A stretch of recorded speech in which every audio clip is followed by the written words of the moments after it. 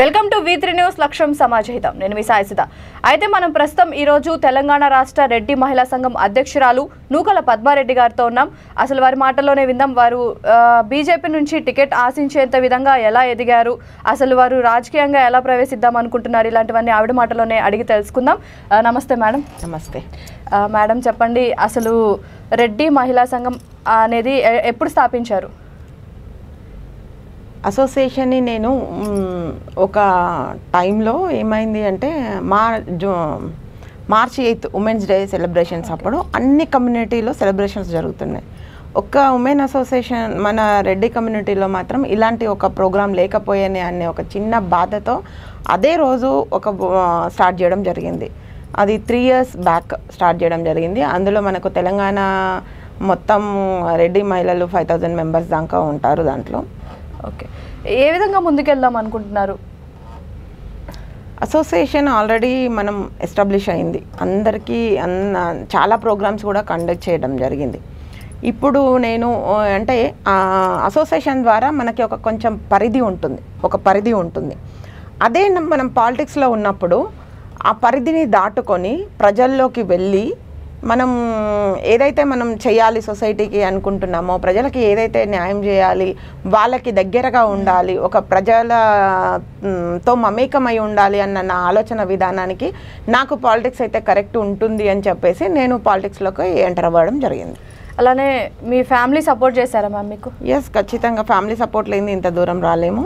మా హస్బెండ్ 100% సపోర్టింగ్గా ఉంటారు, బాగా ఎంకరేజ్ చేస్తూ ఉంటారు అన్ని విషయాల్లో కూడా. ఎక్కడి వరకు చదువుకున్నారు మ్యామ్? నేను డిగ్రీ కంప్లీట్ చేశారు. ఓకే, ఇప్పుడు మనం చూసినట్టయితే మీరు కోదాడ కాన్స్టిట్యున్సీ నుంచి ఎమ్మెల్యే టికెట్ ఆశిస్తున్నారు. అది ఏ హోప్ తోటి ఆశిస్తున్నారు? అసలు ఒక వాయిస్ ఓవర్ తోటి, ఇప్పుడు రెడ్డి మహిళా అసోసియేషన్ లో ఒక వాయిస్ ఓవర్ తోటి మీరు టికెట్ ఆశిస్తున్నారు అని విన్నాము. మీరు దీనికి సమాధానం ఏం చెప్తారు? టికెట్ ఆశిస్తున్నాం అనేది రాంగ్. టికెట్ నేను ఆశించి పాలిటిక్స్లోకి రాలే. పాలిటిక్స్లోకి ఎంటర్ అయ్యాము, నా పని నేను చేసుకుంటూ వెళ్తున్నాను. పార్టీ ఏ ప్రోగ్రామ్ ఇచ్చినా నా ఇన్వాల్వ్మెంట్ ఉండేటట్టు చూసుకుంటున్నాను. పాదయాత్రలో 5 పాదయాత్రలు రాష్ట్ర అధ్యక్షుడు బండి సంజయ్ గారితో కలిసి చేయడం జరిగింది. ప్రతి ఇష్యూలో, ప్రతి పబ్లిక్ ఇష్యూలో నా ఇన్వాల్వ్మెంట్ ఉంది. నేను పార్టీ ఇచ్చిన పని విధేయతగా పార్టీకి చేయడం జరిగింది. 5తోని కొంతమంది సజెషన్ మేరకి, అంటే మీరు ఇంత కష్టపడుతున్నారు, ఇంత హార్డ్ వర్క్ చేస్తున్నారు, ఇటు అసోసియేషన్కి కావచ్చు, ఇటు బీజేపీకి కావచ్చు, ఇంత హార్డ్ వర్క్ చేస్తున్నారు. నా కాన్స్టిట్యున్సీలో నా అత్తగారు, ఎందుకంటే మా మామయ్య గారు కూడా అప్పట్లో పాలిటిక్స్లో ఉన్నారు, కాంగ్రెస్ పార్టీ నుంచి పాలిటిక్స్లో ఉండడం జరిగింది. ఆయన పార్టీ కోసం చాలా సేవ చేయడం జరిగింది. ఆ ఊర్లో కూడా, గ్రామంలో కూడా ఆయనకు ఒక మంచి నేమ్, ఫేమ్ అనేది ఉంది. దాన్ని నేను కంటిన్యూ చేయాలి. నా ఉన్న నియోజకవర్గ ప్రజలకి నేను ఏదైనా నా వంతు నేను చేయగలిగితే బాగుంటుంది. ఎందుకంటే ఒక 50% లైఫ్ని, హాఫ్ ఆఫ్ ది లైఫ్ని నేను ఫ్యామిలీ కోసం నేను స్పెండ్ చేస్తాను. ఇప్పుడు ఇంకొక హాఫ్ ఆఫ్ ది లైఫ్ నేను పాలిటిక్స్ కోసం, ప్రజల కోసం ఉంటే బాగుంటుంది అన్న ఆలోచనతో వచ్చానే కానీ నేనేదో టికెట్ ఆశించి, టికెట్ ఆస్పిరెన్సీ ఇదంతా కరెక్ట్ కాదు. కాకపోతే ఎవరు అనుకునేది వాళ్ళు అనుకుంటున్నారు, ప్రజలు కూడా కోరుకుంటున్నారు. టికెట్ మీరు చేస్తే బాగుంటుంది మేడం, మీరు ఇంత హార్డ్ వర్క్ చేస్తారు, డెడికేషన్గా వర్క్లో ఉంటారు, పబ్లిక్లో దగ్గర ఉండాలి అనుకుంటారు, కాబట్టి మీరు ఉంటే బాగుంటుంది మేడం అనేది పబ్లిక్ టాక్ తప్ప నేనెప్పుడు అనుకోలేదు. ఓకే మేడం, అలానే చూసినట్టయితే కోదాడ కాన్స్టిట్యుయెన్సీలో ఇప్పుడు ప్రజలు ఎటువంటి సమస్యలు ఎదుర్కొంటున్నారు? కోదాడలో అసలు ఇక మాటల్లో మనం చెప్పలేని సమస్యలు చాలా ఉన్నాయి. అధికార పార్టీ తరపు నుంచి ఏమైనా అభివృద్ధి జరుగుతుందంటారా? 5 సంవత్సరాలు తెలంగాణ రాష్ట్రం సాధించిన తర్వాత, తెలంగాణ రాష్ట్రం ఏర్పడిన తర్వాత ఒక 5 సంవత్సరాల పాటు కాంగ్రెస్ పార్టీ పాలిస్తే, మరి ఇంకొక 5 సంవత్సరాల పాటు ఇప్పుడు టీఆర్ఎస్ పార్టీ ఉంది. కానీ 10 సంవత్సరాల్లో కూడా ఏ అభివృద్ధి జరగలేదు. కాంగ్రెస్ పార్టీ ఉన్నప్పుడు సెకండ్ టైం పోటీ చేసినప్పుడు కాంగ్రెస్ వాళ్ళేమన్నారు, మాకు జాతీయ స్థాయిలో మా పార్టీ లేదు, లోకల్గా కూడా మా పార్టీ లేదు, కాబట్టి మేమేం చేయలేకపోయాము అనే మాట చెప్పడంతో ప్రజలు టీఆర్ఎస్ని, సరే అక్కడ లేదు అంటున్నారు కాబట్టి మనం టీఆర్ఎస్కి మొగ్గు చూపుదామన్నట్టుగా టీఆర్ఎస్కి గెలిపించుకోవడం జరిగింది. కానీ ఇది లోకల్లో ఉంది. వాళ్ళు ఏమంటున్నారు, ఇప్పుడు జాతీయ స్థాయిలో పార్టీ లేదు, మన రాష్ట్ర స్థాయిలో పార్టీ ఉంది, మాకు కొన్ని పరిధులు ఉంటాయి, మేము చేయలేకపోతున్నాము అని మాట మాట్లాడుతున్నారు. తర్వాత ఇంకొకటి ఏంది అంటే ఇప్పుడు మనము ఎవరైతే ఉన్నారో వాళ్ళ మీద చాలా ఆరోపణలు ఉన్నాయి. పార్టీ నుంచి చాలా సమస్యలు, మట్టి దందాలని, ఇసుక దందాలని, డబుల్ బెడ్రూమ్ ఇళ్లలో ఫెయిల్ అవ్వడం జరిగింది, అన్ని చాలా సమస్యలు. ఇట్లా దళిత బంధువుల విషయంలో ఇష్యూస్ అవుతున్నాయి. చాలామంది ఆరోపిస్తున్నారు కరప్షన్ ఉంది, చాలా కరప్టెడ్గా ముందుకెళ్తుంది పార్టీ అని చెప్పి చాలా ఆరోపణలు ఉన్నాయి. దాన్ని మేము కూడా సరే వాళ్ళు ఏం చేశారనేది పక్కన పెడితే మనం భారతీయ జనతా పార్టీ నుంచి మనం ఏం చేస్తున్నాం అనేది ఇక్కడ ఇంపార్టెంట్. మనము కేంద్రంలో నరేంద్ర మోడీ గారు ఎలాంటి పథకాలను తీసుకొచ్చారనేది ఇంకా గ్రామ స్థాయిలోకి తీసుకువెళ్ళలేకపోతున్నాం. తీసుకువెళ్ళే విధంగా నా ప్రయత్నం నేను చేస్తాను, తీసుకువెళ్తాం తప్పకుండా గ్రామ స్థాయిలోకి. మనం జాతీయ స్థాయి పార్టీ ఇప్పుడు 33 ఈరోజు మనం చూస్తే 33 జిల్లాలకు గాను 32 జిల్లాలను అనుసంధానం చేస్తూ నేషనల్ హైవేస్ వచ్చాయి.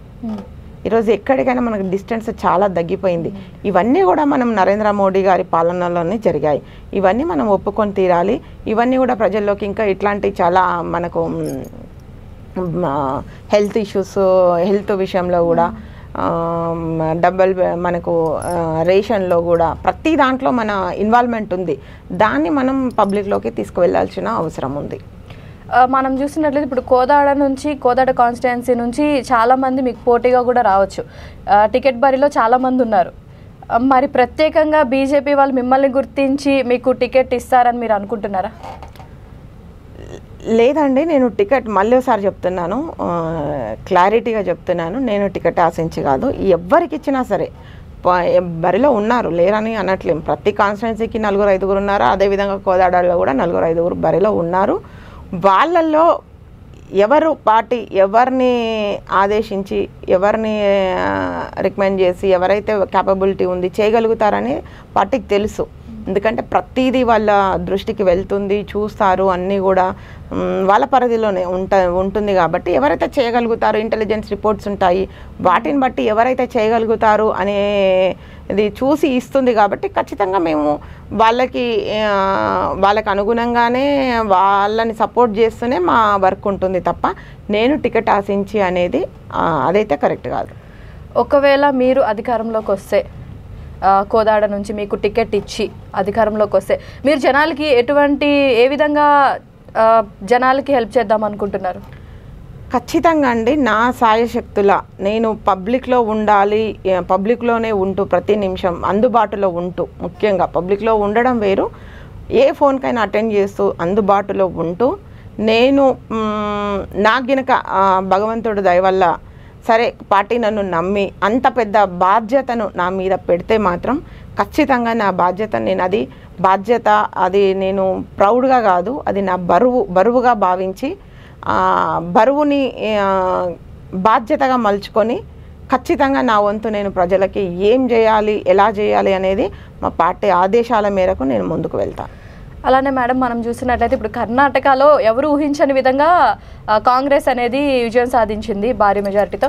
అలానే ఇక్కడ కూడా ఎవరు ఊహించని విధంగా అలానే అధికార పార్టీని కూడా తలతన్ని కాంగ్రెస్ ఏమైనా అధికారంలోకి వచ్చే సూచనలు ఏమైనా ఉన్నాయంటారా? ఇంతకుముందు కర్ణాటకలో బీజేపీనే ఉంది. అప్పుడు మరి తెలంగాణలో బీజేపీ ఏం విన్ కాలేదు కదా, గెలవలేదు కదా. దానికి దీనికి పోలిక లేదు. కర్ణాటక పాలిటిక్స్ వేరు, తెలంగాణ పాలిటిక్స్ వేరు. కాబట్టి దీన్ని మనం కంపారిజన్ చేసి చూడాల్సిన అవసరం లేదు. దాన్ని బేస్ చేసుకొని ఏదో జరిగిపోతుంది అనే ఈ మీడియా ఛానల్స్ ఏవైతే ఫోకస్ చేస్తున్నాయో అదంతా కూడా టెంపరవరీ అన్నట్టు, అంతే. ఏదో వాళ్ళు ఏమంటారు, క్షణిక సంతోషం తప్ప ఏమీ లేదు దాంట్లో. అలానే కాంగ్రెస్ ఎటు మాకు పోటీ కాదు అని మీరు పక్కన పెట్టారు. మనం చూసినట్లయితే ఇప్పుడు ప్రియాంక గాంధీ గారు కానీ వీళ్ళంతా పార్టీ మీటింగ్స్ అనేవి పెడుతూ ఉన్నారు. వాటి వల్ల ఏమైనా ఎఫెక్ట్ పడుతుంది అంటారా ప్రజల్లో తెలంగాణ రాష్ట్రంలో? రాహుల్ గాంధీ జోడో యాత్ర కానీ మీటింగులు పెట్టి చేయగానే ఎఫెక్ట్ పడుతుందా అంటే అది కాదు. ప్రజలు విశ్వసిస్తలేరు. ఎందుకంటే ఈరోజు కొత్త కాదు కాంగ్రెస్కి. ఈరోజు మనం ఏమి పట్టం కట్టడం అనేది వాళ్ళకి ఇవ్వడం అనేది కొత్త ఏం కాదు. 60 సంవత్సరాల నుంచి ఉన్న పార్టీ కాంగ్రెస్ పార్టీ. 60 సంవత్సరాల నుంచి చేయలేని పార్టీ ఈరోజు అక్కడ జాతీయ స్థాయిలో లేదు, ఇక్కడ కింద లేదు, పైన లేదు, ఎక్కడా లేదు. లేనప్పుడు ఈ రోజుకి 60 సంవత్సరాలు అన్ని కింద పైన ఉన్నప్పుడు ఏం చేయలేకపోయినారు వాళ్ళు.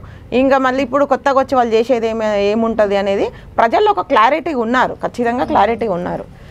అలానే ఇప్పుడు అధికార పార్టీని తలదన్ని బీజేపీ తెలంగాణ రాష్ట్రంలో అధికారంలోకి రాగలదంటారా? ఎస్, డెఫినెట్గా. వాళ్ళ వైఫల్యాలే మమ్మల్ని విజయకేతనం ఎగరేస్తుంది. మేము విజయకేతనం ఎగరేస్తాం.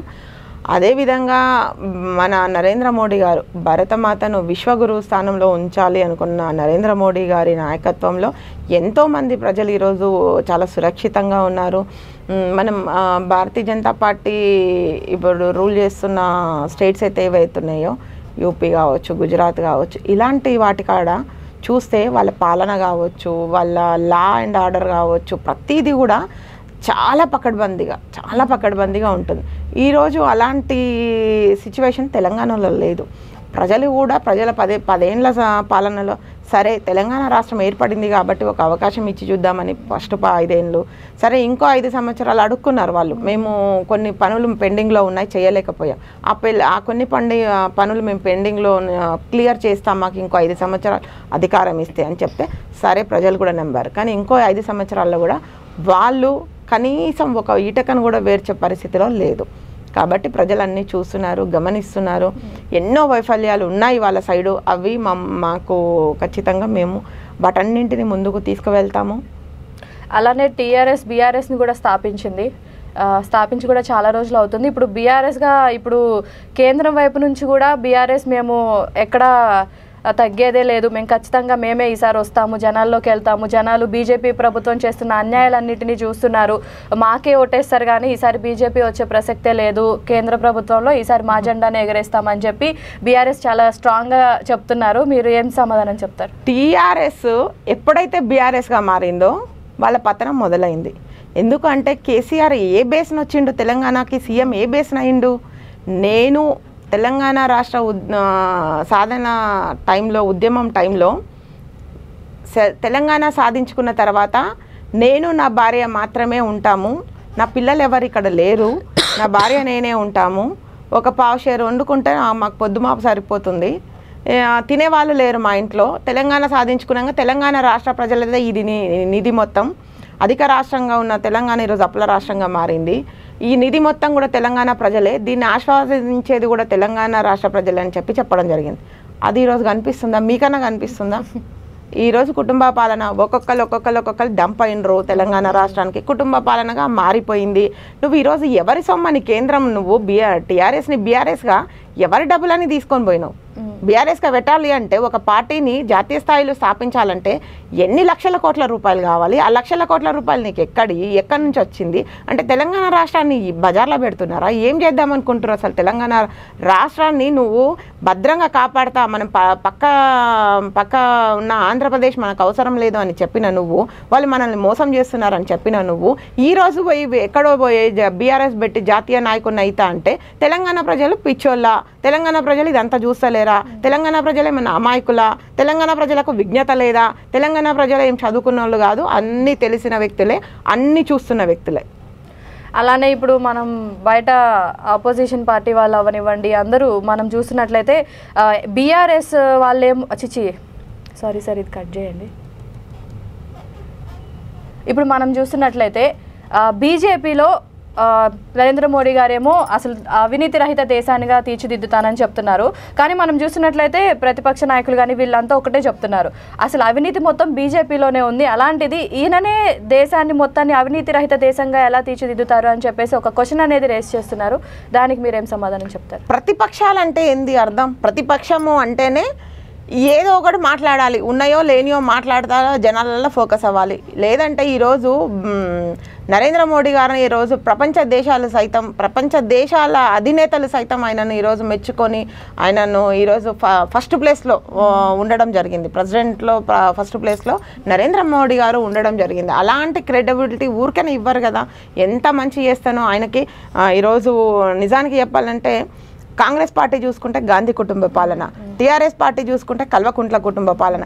ఏ కుటుంబ పాలన లేకుండా ఎలాంటి ఇది లేకుండా ఉన్న పార్టీ ఏదైనా ఉంది అంటే BJP party, Bharatiya Janata party. అందులో ఈరోజు నరేంద్ర మోడీ గారికి కరప్టెడ్ కాదు ఆయన. ఎందుకు కాదు అంటే ఆయనకేం సంపాదించుకొని ఏమో చేయాలన్న ఆశ లేదు, భార్య లేదు, పిల్లలు లేరు, కుటుంబం లేదు. అలాంటప్పుడు ఆయన కరప్షన్ చేసి భారతీయ జనతా పార్టీ కరప్షన్ చేసి ఏం చేద్దాం అనుకుంటుంది? అలాంటిది అనేది ఇప్పుడు ఏవైతే ప్రతిపక్షాలు ఆరోపిస్తున్నాయంటే వాళ్ళ పనే అది, వాళ్ళ జాబే అది, వాళ్ళ డ్యూటీనే అది, వాళ్ళు చేయాలి, చేస్తున్నారు. చేసేంత మాత్రాన ప్రజలేం పిచ్చోళ్ళు కాదు కదా. ఈరోజు అన్ని ఛానల్స్ చూస్తున్నారు, అన్ని గమనిస్తున్నారు. అవినీతి అంటే మోదీ ఒక్కళ్ళే కాదు, కానీ మొత్తం ఆ పార్టీ మొత్తం మీద అది ఆ రెస్పాన్సిబిలిటీ అనేది ఉంటుంది కదా మ్యామ్. ఇప్పుడు మొన్న మనం రీసెంట్గా చూసినట్లయితే మహిళా రేజర్లపై ఎంపీ లైంగిక వేధింపులకి పాల్పడ్డారు. సో అప్పుడు అలాంటి వాళ్ళపై మోదీ ఎందుకు చర్యలు తీసుకోవట్లేదు అన్న ఒక క్వశ్చన్ రేస్ చేస్తున్నారు. కొన్ని సందర్భాల్లో కొన్ని సిచ్యువేషన్స్లో అది పార్టీకి సంబంధించిన విషయాలు కాదు, వ్యక్తులకు సంబంధించిన విషయాలు. అలాంటి ఏమైనా ఉన్నప్పుడు, ఏవైనా పార్టీ దృష్టికి తీసుకొచ్చినప్పుడు, పార్టీ దృష్టికి వచ్చినప్పుడు ఖచ్చితంగా పార్టీ వాళ్ళ మీద యాక్షన్ తీసుకుంటుంది. అలాంటి ఏమీ జరగకుండా చూస్తుంది. కానీ ప్రతిపక్షాలు ఏదో ఇది ప్రతి విషయాన్ని మోడీ గారికి ఆపాదించడము, ప్రతి విషయాన్ని భారతీయ జనతా పార్టీకి ఆపాదించి మాట్లాడడం అనేది కరెక్ట్ కాదు. అలానే లాస్ట్ టైం ఎలక్షన్స్లో కూడా మనం చూసినట్లయితే నోట్ల రద్దు చేశారు. ఇప్పుడు కూడా మళ్ళీ ఎలక్షన్స్ ముందు 2000 రూపాయల నోట్లు రద్దు చేశారు. దీనికి మీరు సమాధానం ఏం చెప్తారు? మంచిదే కదా, డెఫినెట్గా. ఎందుకు చేస్తున్నారంటారు? రీజన్ ఏంటి అసలు? ఇప్పుడు మనం అడుగుతున్నాం ఏవైతే ఉందో బ్లాక్ మనీ బయటికి రావాలని. ఊరికనే ఎట్లా వస్తుంది? ఇలాంటివి చేస్తేనే కదా వస్తుంది, బయటికి వస్తుంది. ఇప్పుడు ఉన్నాయి దాచుకున్న వాళ్ళు ఎవరైతే ఉన్నారో, ఇప్పుడు మనలాంటి మిడిల్ క్లాస్ మధ్యతరగతి వాళ్ళకి ఇలాంటి ఏం అవసరం లేదు. మన దగ్గర ఇప్పుడు 2000 రూపాయల నోటు కనపడడమే కష్టం. ఎవరి దగ్గర ఉన్నాయో, ఎవరి దగ్గర బల్క్లలో అమౌంట్ 2000 రూపాయల నోట్లు దాచుకున్నారో వాళ్ళు బయటకు వస్తారు, వాళ్ళే బయటకు వస్తుంది. కరప్షన్ లేని దేశంగా మన భారతదేశం ఉండబోతుంది. అదే మోడీ గారి లక్ష్యం. మేడం, బీసీ పార్టీ వాళ్ళకి అలానే బ్యాక్వర్డ్ పీపుల్ చాలామందికి మోదీ ప్రభుత్వం అన్యాయం చేస్తుంది. ఓన్లీ హిందుత్వాన్ని మాత్రమే స్వీకరిస్తుంది, హిందుత్వ ప్రజలను మాత్రమే ఆయన న్యాయం చేస్తున్నారు, మిగతా వాళ్ళందరికీ అన్యాయం చేస్తున్నారని చెప్పేసి బయట క్వశ్చన్ చేస్తున్నారు. దానికి మీ సమాధానం? బీసీల పార్టీ అంటే ఈరోజు నరేంద్ర మోడీ గారు బీసీ, మన భారతీయ జనతా పార్టీ రాష్ట్ర అధ్యక్షుడు బండి సంజయ్ గారు బీసీ, ఉన్న వాళ్ళందరూ కూడా బీసీనే. ఇక్కడ బీసీనా, ఎస్సీనా, ఎస్టీనా కుల ప్రాతిపాదికన కాదు. ఎవరైతే ప్రజల్లో ఉంటున్నారో, ఎవరైతే వర్క్ చేయగలుగుతున్నారో వాళ్ళకి ఖచ్చితంగా అవకాశం ఉంటుంది. ఎవ్వరు ఏ పార్టీలో కావచ్చు, ఎక్కడ కావచ్చు, సొసైటీలోనే కావచ్చు, జాబ్లో కావచ్చు, ఎక్కడైనా సరే ఎవ్వరు మన చేయి పట్టుకొని తీసుకొని పోయి నువ్వు ఇదిగా అని చెయ్యరు. అందులో మనలో టాలెంట్ ఉండాలి. మనం ఏం చేస్తున్నాం అనేది, అది బీసీనా, ఎస్టీనా, ఎస్సీనా, రెడ్డినా కమ్యూనిటీ వైజ్గా చూడని అవసరం లేదు. నాకు టాలెంట్ ఉందా, నేను చేయగలుగుతున్నానా, నా సత్తా ఉందా, నేను నిరూపించుకోగలుగుతున్నానా అన్నప్పుడు ఖచ్చితంగా ఆ మనిషికి, ఆ వ్యక్తికి ఎక్కడ ఉన్నా సరే, ఏ ప్లేస్లో ఉన్నా సరే ఇంపార్టెన్స్ అనేది ఉంటుంది.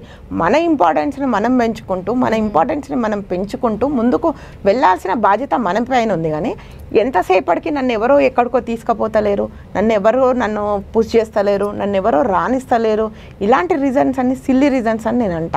మనం బీసీ, ఎస్సీ, ఎస్టీ ఎవరినైనా సరే అందరినీ కలుపుకునే party Bharatiya Janata party. Madam, అలానే మీరు ఇప్పుడు తెలంగాణ, ఇంకొకటి మీరు హిందుత్వం గురించి అన్నారు కదా. ఎస్, హిందువులకి మాత్రమే కాదు, ముస్లిం, క్రిస్టియన్కి కూడా వ్యతిరేకమైన పార్టీ కాదు భారతీయ జనతా పార్టీ. ఇప్పుడు ఏమొస్తుందంటే ఓన్లీ హిందుత్వం వల్ల గొడవలు కూడా చేస్తున్నారు బీజేపీ వాళ్ళు. హిందుత్వం మీదే ఫోకస్ పెడుతున్నారు, మిగతా ఏ వర్గాల మీద కూడా, బ్యాక్వర్డ్ పీపుల్ మీద కూడా ఎక్కడ వాళ్ళు ఫోకస్ అనేది పెట్టట్లేదు, చాలా అన్యాయం చేస్తున్నారు అని చెప్పేసి చాలామంది అంటున్నారు. చాలామంది ముస్లిమ్స్ పార్టీలో పదవులను అనుభవిస్తున్న వాళ్ళు ఉన్నారు, అభిమానం ఉన్న వాళ్ళు ఉన్నారు. వాళ్ళందరూ ఎందుకుంటారు? ఎవరికి వ్యతిరేకము అంటే, ఎవరైతే మనం ఇప్పుడు మొన్న ఆయన బైర్ నరేష్ అన్నాడు, ఆయన ఒక దేవుణ్ణి తిట్టిండు.